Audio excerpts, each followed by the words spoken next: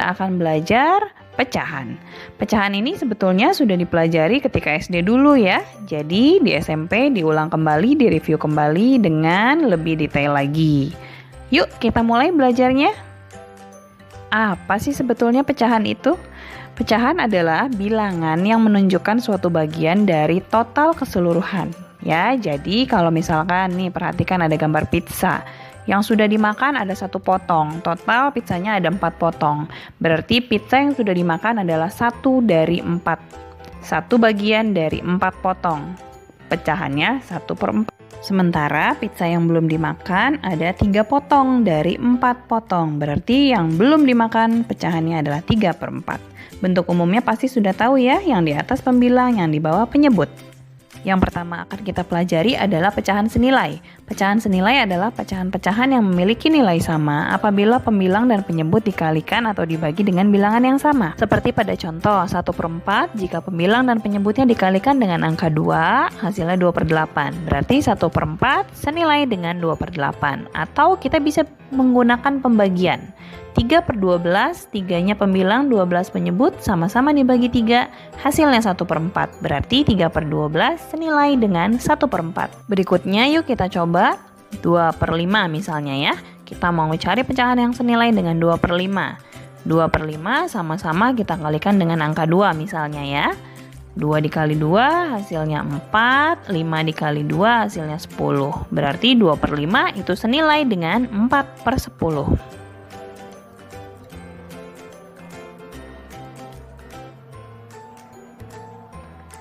Kemudian misalkan 9/15, kita mau coba sederhanakan ya.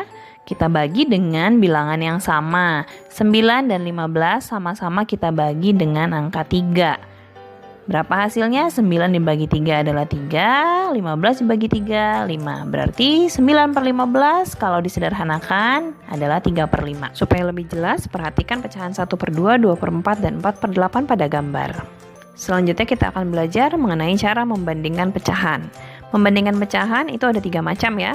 Yang pertama, jika penyebutnya sama. Jadi ada 2 pecahan yang penyebutnya sama. Nih kita lihat ya, kalau penyebutnya sama, maka kita bisa langsung bandingkan nilai pembilangnya. Jadi gampang, langsung aja pembilangnya. Kalau 5 sama 5 ini kan penyebutnya sama, 7 sama 7 penyebutnya udah sama. Kita lihat pembilangnya, 3 sama 1 kan lebih besar 3. Berarti ya sudah 3/5 lebih besar dari 1/5. Gitu, gampang ya. Kemudian lihat 7 penyebutnya sudah sama. Kita lihat 2 sama 5. 2 lebih kecil dari 5. Berarti 2/7 lebih kecil dari 5/7. Nah itu kalau penyebutnya sama. Berikutnya bagaimana kalau pembilangnya yang sama ya. Jadi angka di atasnya yang sama. Maka kita lihat penyebutnya. Semakin besar penyebutnya berarti semakin kecil nilainya. Yuk kita lihat nih. 5/8, 5/11. 5-nya udah sama. Kita lihat 8 sama 11. Semakin besar penyebutnya semakin kecil nilai pecahannya. Berarti 8 kan lebih besar dari 11. Artinya 5/8 itu lebih besar daripada 5/11. Gitu. Nah yuk satu lagi nih. 2/5, 2/7. 2-nya sama pembilangnya. Ingat, semakin besar penyebutnya, semakin kecil nilai pecahannya. Berarti 2/5 lebih besar dari 2/7. Gitu ya. Jadi kalau penyebut yang dibandingkan itu terbalik. Contoh nih satu lagi nih. Misalkan 6/11 kita bandingkan sama 6/8 ya. Lihat, 11 sama 8 mana yang lebih gede? Gedean 11. Berarti pecahannya lebih kecil. 6/11 lebih kecil dari 6/8. Nah, begitu. Satu lagi, jika pembilang dan penyebut dua-duanya beda, kita kalikan silang. Ya, kalian lihat caranya yang di dalam kotak. Yuk kita langsung contoh. 4/7 dan 5/8. Kita nggak usah lihat ininya ya, nggak usah lihat penyebutnya karena penyebutnya kan sama-sama dikalikan ya. Berarti kita lihat kali silangnya aja. 4 dikalikan dengan 8. Terus 5 dikalikan dengan 7. Berapa hasilnya? Mana yang lebih kecil dan mana yang lebih besar? Itu aja yang kita lihat ya. Jadi 4 dikalikan dengan 8, 32. 5 dikalikan dengan 7, itu hasilnya adalah 35. Ya sudah, 32 lebih kecil daripada 35. Ya, gitu caranya. Yuk kita coba satu lagi. 3/8 dengan 7/11. Caranya kita langsung kalikan 3 dengan 11. 3 dikalikan 11. Kemudian 7 dikalikan 8. 7 kali 8 berapa? 56 ya. Nah, oke, 3 kali 11 33. 7 kali 8 56. Jadi lebih kecil. Berarti jawabannya 3/8 lebih kecil dari 7/11 atau 3/8 kurang dari 7/11. Selanjutnya kita belajar mengenai desimal, persen, dan per mil. Desimal itu adalah angka yang ditandai dengan penggunaan koma. Caranya gimana? Caranya adalah kita buat dulu penyebutnya menjadi angka yang belakangnya 0 ya, sampai bisa terbentuk angka 0, coba yuk. Yang pertama, 4/5 nih contohnya ya. 4/5 penyebutnya kita buat dulu menjadi 10. Ya, 5 dikalikan berapa biar jadi 10? Dikalikan 2. Berarti kalau 5 dikali 2, 4 juga dikalikan dengan 2. 4 kali 2, 8. Bawahnya 10. 8/10 sama dengan 0,8. Selanjutnya, 17/25. Nah, 25-nya ini si penyebutnya kita coba kalikan supaya jadi 100. 25 dikali berapa biar jadi 100? Ayo. 25 kita kalikan dengan 4.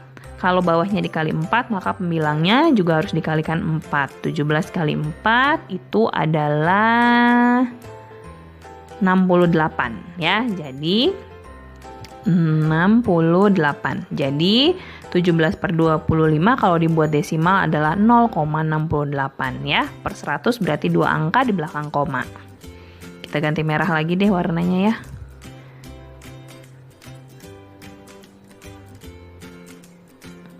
Merah aja, merah.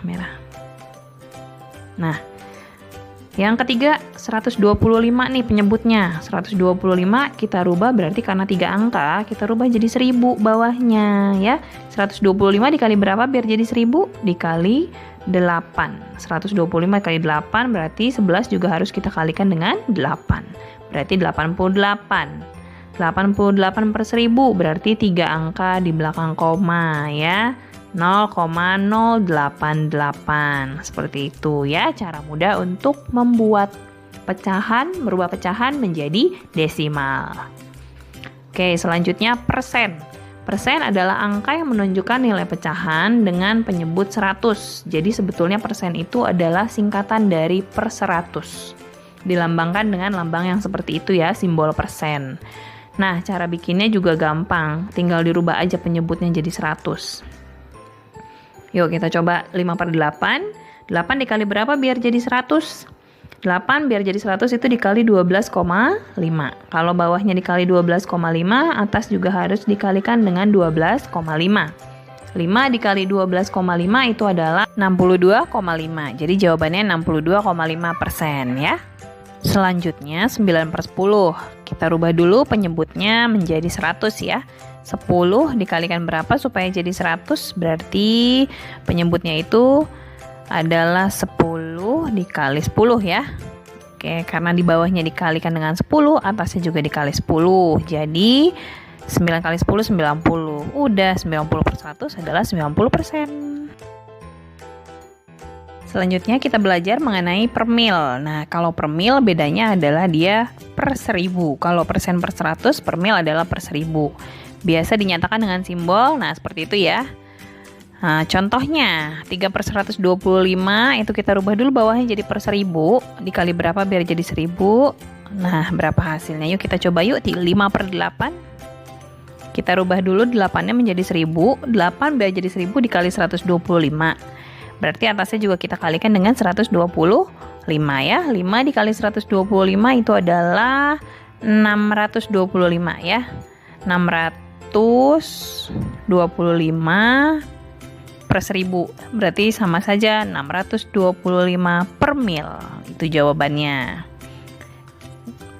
Kemudian selanjutnya 9/25. 25-nya kita rubah dulu menjadi 1000. 25 biar jadi 1000 itu kita kali dengan 40. Bawahnya dikali 40, maka pembilangnya juga dikalikan dengan 40. 9 dikali 40 sama dengan 360. Ya udah, dapat lagi jawabannya 360 per mil gitu ya. Mirip-mirip dengan persen, cuman bedanya dia per 1000 gitu aja. Selanjutnya kita belajar mengenai operasi hitung pecahan. Nah, penjumlahan dan pengurangan nih yang pertama. Ini juga sudah dipelajari ya waktu SD ya, berkaitan erat dengan KPK. Jadi kalau mau menjumlahkan atau mengurangi pecahan, kita harus samakan dulu penyebutnya. Langkah yang pertama tentu saja adalah kita harus menyamakan penyebutnya. Menyamakan penyebut itu berarti kan kita mengalihkan dengan berapa penyebutnya, pembilangnya pun harus kita kalikan dengan angka yang sama, baru kemudian pembilangnya kita operasikan. Selain menggunakan KPK, kita juga bisa mengalihkan silang nih, seperti bentuk di bawah ini ya. Nah, yuk kita coba langsung di soal ya. Yang pertama ini kalau misalkan penyebutnya semuanya sama, ada 3 pecahan penyebutnya semua sama, ini sih gampang, langsung kita operasikan saja pembilangnya ya. 5 tambah 1, 6, 6 kurang 4, 2. Jadi jawabannya 2 per 9. Nah, yang PR itu adalah kalau penyebutnya berbeda. Seperti yang ini, 2 per 7 ditambah 2 per 3. Nih, kalau mau pakai cara yang ini ya. B dikalikan dengan D. B dikalikan D berarti kan 7 dikalikan dengan 3 nih. Berarti penyebutnya adalah 21. Nah, kemudian kita kali silang. 2 dikalikan dengan 3 ya. 6, 2 kalikan 7 itu adalah 14. Baru deh kita tambahin. 6 ditambah 14 itu adalah 20. Berarti jawabannya 20 per 21. Nah, kayak gitu ya.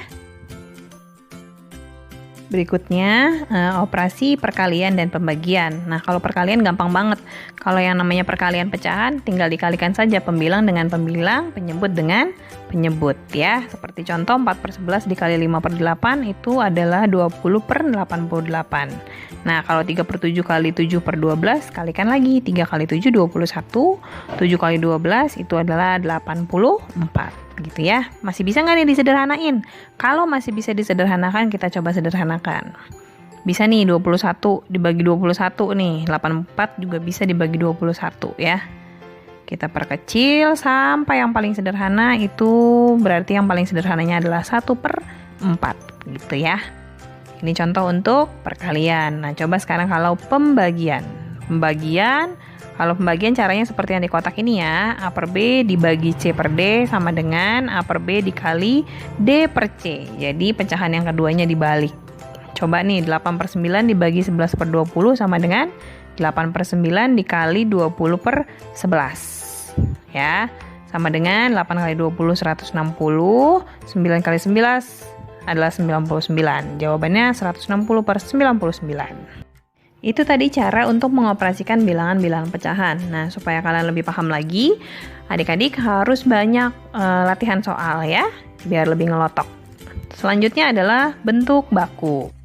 Apa itu bentuk baku? Bentuk baku adalah notasi ilmiah yang digunakan untuk menulis bilangan yang sangat besar atau sangat kecil.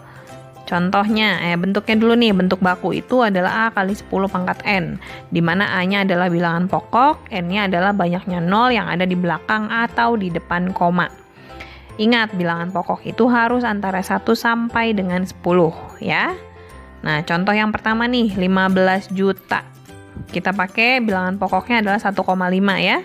1,5 kali 10, nah pangkatnya berapa nih? Kita hitung ada berapa? 0. 1, 2, 3, 4, 5, 6. Nah, karena 1,5 berarti tambah lagi 1. Ya, jadi 1,5 nolnya ada 7. Ya, 1,5 kali 10 pangkat 7. Contoh berikutnya, kalau nolnya ada di depan ya, 0, nah ambil angkanya, angka bilangan pokoknya adalah 8,59 dikali 10 pangkat berapa? Karena nolnya di depan berarti pangkatnya minus ya. Kalau yang 0, ini kita hitungnya dari 0 yang pertama setelah koma ya. Kita hitung dari 0 yang pertama setelah koma, 1, 2, 3, 4. Nah, jadi 0,000859 sama dengan 8,59 dikali 10 pangkat minus 4.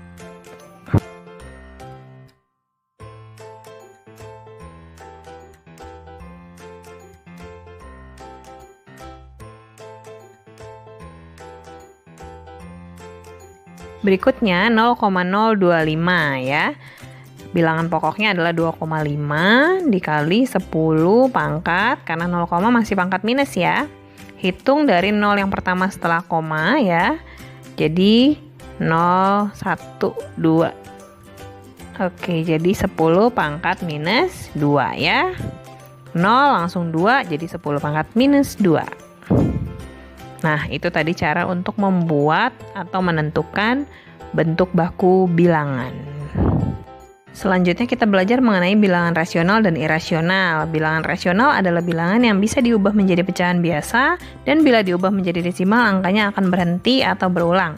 Contoh 2/3 desimalnya adalah 0,66666 atau 4/33 0,121212 terus. Kalau irasional nggak bisa dirubah menjadi pecahan biasa, dan kalaupun jadi desimal dia tidak berhenti-berhenti dan tidak berpola angkanya.